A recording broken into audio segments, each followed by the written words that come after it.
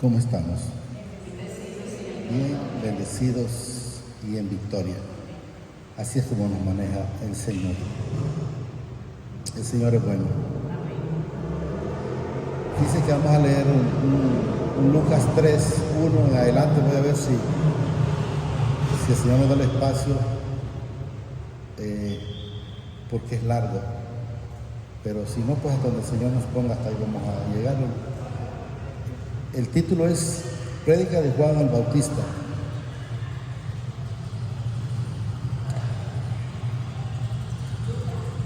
Eh, 3, 1 en adelante.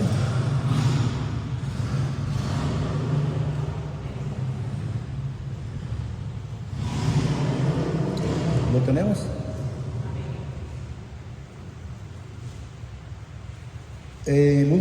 La última parte que la hermana tocó sobre el bautismo, ahí aparece, creo que es como por el 17 por ahí, pero vamos a leer en todo caso, porque ya que el Señor lo tocó, ¿verdad? En el año 15 del imperio de Tiberio, dice César, siendo gobernador de Judeas, Poncio Pilato y Herodes, tetrarca de Galilea, y sus hermanos Felipe, tetrarca de Ituria y de la provincia de Traconite, y Lisanías, tetrarca de Abilienia, y siendo sumo sacerdote Anás y Caifás, vino palabra de mi padre a Juan, hijo de Zacarías el Bautista. Quiero que entendamos que hay momentos, lo manifiesta la palabra, que van a recibir palabra, pero no es palabra porque la quiere a veces uno inventar, llamándolo de esa manera, sino porque viene palabra. En este caso podemos ver, en el caso de él, que vino palabra del Señor a Juan, hijo de Zacarías, en el desierto. O sea, para decir, bueno, lo que vas a decir es esto. Yo les diría en el Señor, ¿verdad? Por ejemplo, cuando el Señor me presentó a la hermana Letis, ¿verdad?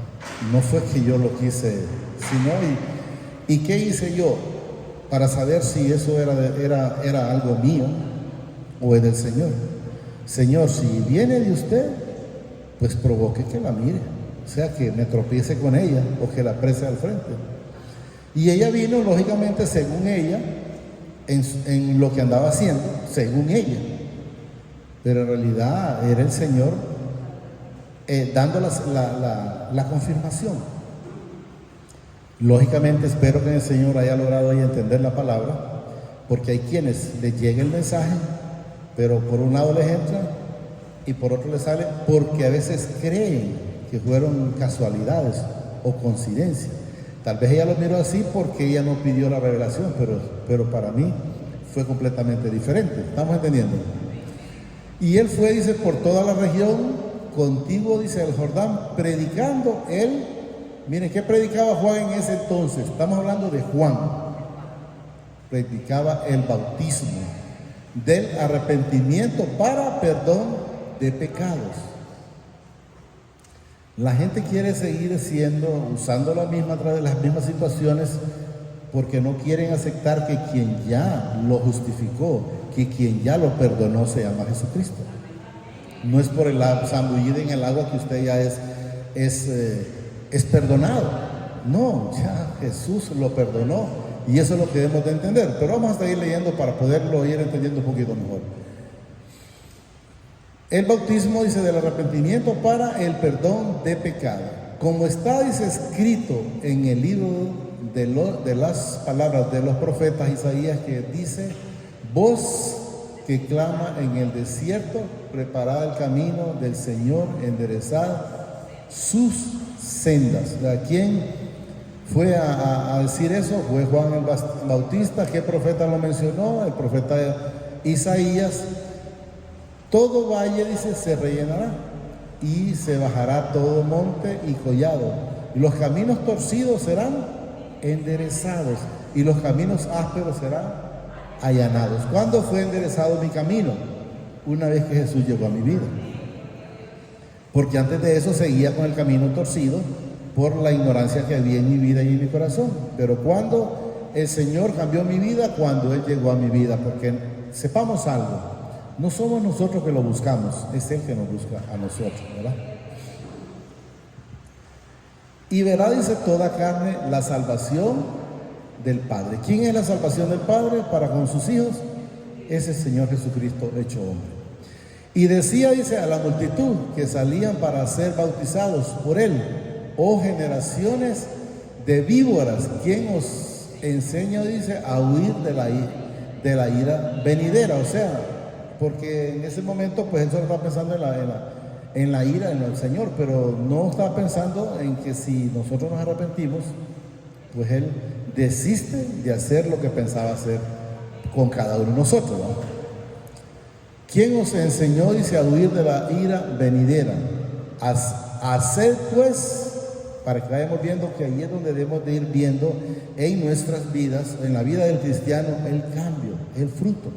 Porque si en el cristiano pues no hay fruto, pues entonces póngale cuidado. Porque miren lo que nos dice: hacer pues, dice, frutos dignos de arrepentimiento. Enteramente que diga, francamente esta persona cambió, ya es diferente, ya no es como era, por decir como era Luis, era bocón y hacía cualquier negocio. Entonces que la gente después viene y le dice, y le dice, usted no, eso ya no va conmigo. Entonces sinceramente este cambió, que tiene que irse viendo el fruto. Miren, hacer pues frutos dignos de arrepentimiento. ¿Cuándo no hay frutos? Cuando no hay un arrepentimiento. Pero si hay un arrepentimiento en nuestras vidas, debe de verse fruto. Y no comencéis a decir dentro de vosotros mismo, dice, tenemos a Abraham por padre, porque os digo, dice, que mi padre pues levantará hijos a Abraham aún de estas piedras. Porque lo que decían en su momento, no lo vamos a leer, pero está en Juan 8, como 40 por ahí, cuando ellos decían, Padre tenemos, que es Abraham. Pero sinceramente, si podemos ver más abajo después, cuando Él les dijo, si vuestro Padre fuera Abraham, las obras de Abraham harías. ¿Qué significa? Se debería de ver un fruto diferente y no el mismo fruto. 9. Y ya también dice, el hacha está puesta, ¿qué? A la raíz de los árboles. Por tanto, todo árbol que no da buen fruto será cortado y echado en el fuego o al infierno. ¿Qué significa? Que si usted no está dando fruto, entonces esa palabra le cala, donde dice, mire, ya también el hacha está puesta a la raíz de los árboles, por tanto, dice, todo árbol que no da buen fruto se cortará y será echado en el fuego o en el infierno. Entonces, ¿qué nos enseña? Debe de verse ese fruto de honra, debe de verse esa caridad, debe de verse esa misericordia, debe de verse ese amor en cada uno de nosotros. No podemos estar viendo como el problema de otro como que no me interesa. No, tenemos que estar aprestos para poder servir en lo que el Señor permite. Y la gente le preguntaba, dice, diciendo entonces, ¿qué haremos? O sea, para salvarse, ¿no? Y respondiendo les dijo, el que tiene 2 túnicas, dé al que no tiene, y el que tiene que comer, haga lo mismo. O sea, ¿cómo? Preocupándonos al prójimo. No tiene, pues yo sinceramente tengo, entonces le voy a traer. La comida, pues yo le voy a dar. Entonces debemos de saber que a veces preferimos que la comida se nos arruine antes que compartirla o antes que regalarla, pues. O lo mismo con la ropa. Vinieron también, dice, unos publicanos para ser, miren, bautizados, y le dijeron, maestro, ¿qué haremos?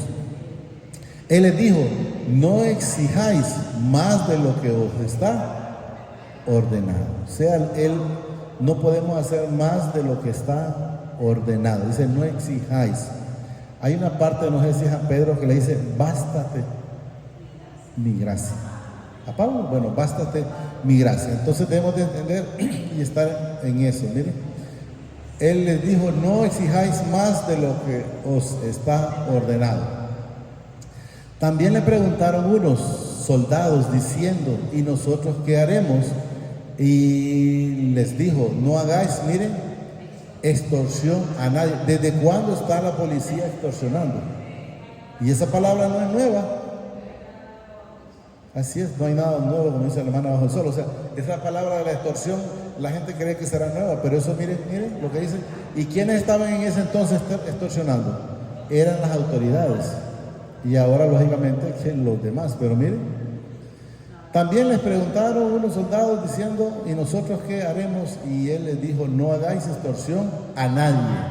Miren, ni calumniéis y contendáis, dice, con vuestros contestados, o sea, estar satisfechos, pues, con vuestro salario. O sea, si no va a decirme a mí alguien, por ejemplo, que quiere trabajo, ¿no? Y le digo yo, bueno, yo lo que pago aquí son 12,000 empiras.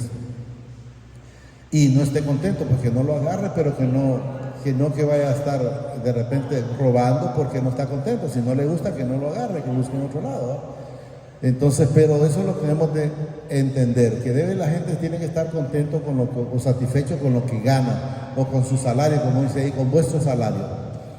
Con el pueblo, dice, estaba en expectativa, preguntándose todos en su corazón si acaso Juan sería el Cristo. Porque en ese momento, si nosotros leemos el Juan 1, no me acuerdo qué número está en adelante, cuando dice ahí que muchos se regocijaban con esa luz de Juan, pero no era Juan el que había que esperar, sino que a Jesucristo. Pero ellos se preguntaban ahí, ¿acaso Juan sería el Cristo? Respondió Juan diciendo a todos, yo a la verdad, miren, os bautizo en agua. Eso es lo que quiero que vayamos entendiendo. Yo les dije que yo estaba por el 17, pero es en el 16, miren. Repito, yo a la verdad los bautizo, me dice, en agua. Pero ¿qué nos dice luego? Pero viene uno más poderoso que yo, de quien no soy digno de desatar las correas de sus calzados. Dice, él os bautizará en Espíritu Santo y fuego. ¿Estamos entendiendo? La gente se quiere seguir zambullendo en la pila porque se zambulla, pero ya él es muy claro. Miren, yo os bautizo en agua, los meto en este río, porque ellos los metían en Jordán, creo por ahí, él los metía en ese río, pero él es muy claro, porque él tuvo esa comunicación con el Padre. Él es muy claro, donde dice qué es lo que va a hacer Jesús.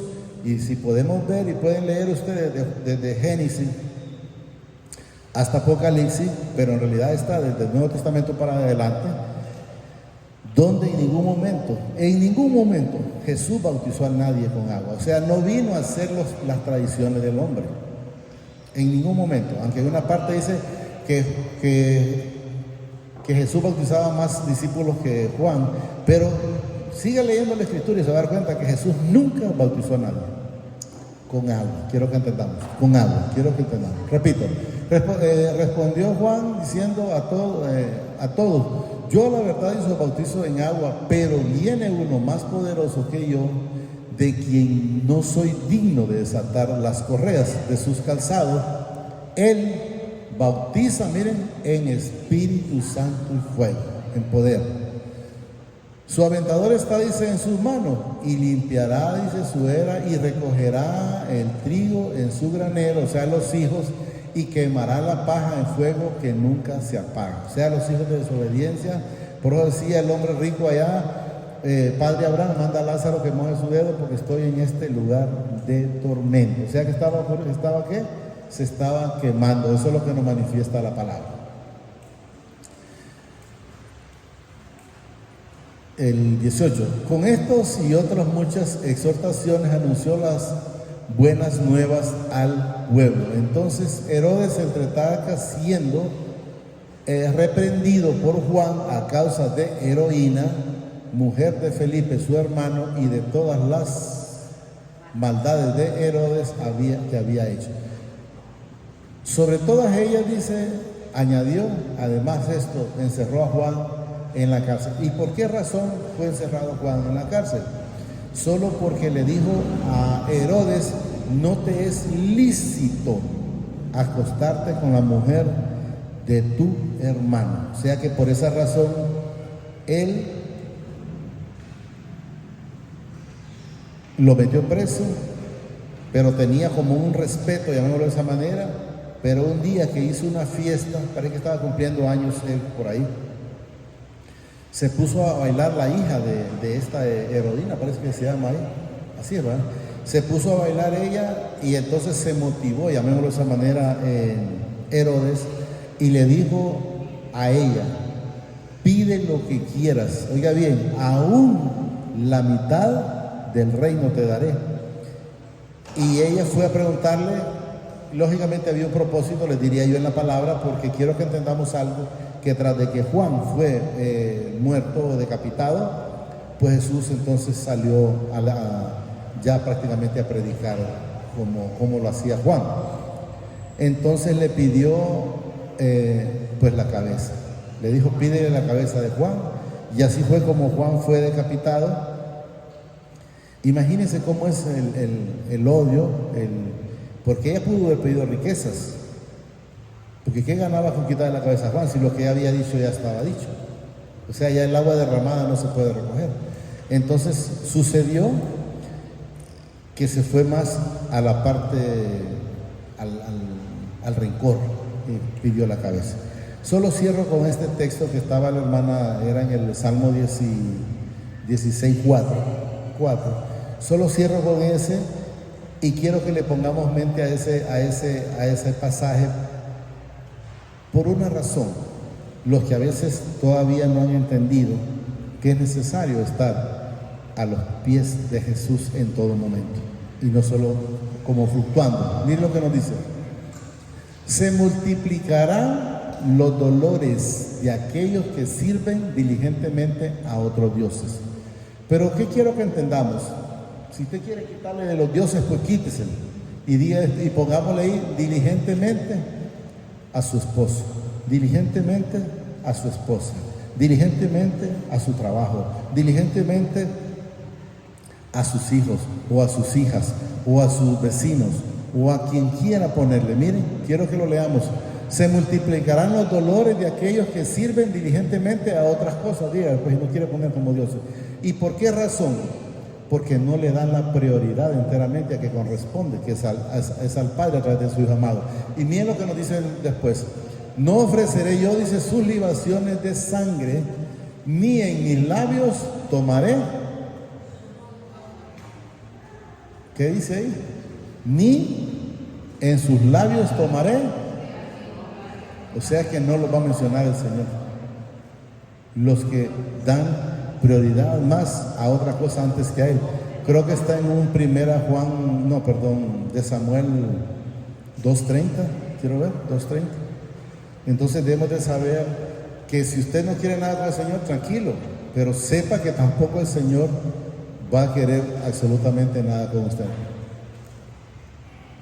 Miren lo que nos dice aquí el Señor, para que sepamos que el Señor, el que no quiere nada con Él, tampoco Él quiere nada con Él. Por tanto, mi Padre, el Padre de Israel, dice: yo había dicho, dice, que tu casa y la casa de tu Padre andarían delante de mí. Oiga bien, perpetuamente. Mas ahora ha dicho mi Padre: nunca yo tal haga, dice, porque yo honraré a los que me honran, y los que me desprecian serán tenidos en poco. Yo digo a veces en poco o en nada. Entonces, solo démosle las gracias al Señor ahí, ya, ¿verdad, amadísimo Padre? Te damos gracias por esta bendita palabra que nos has dado esta preciosa mañana.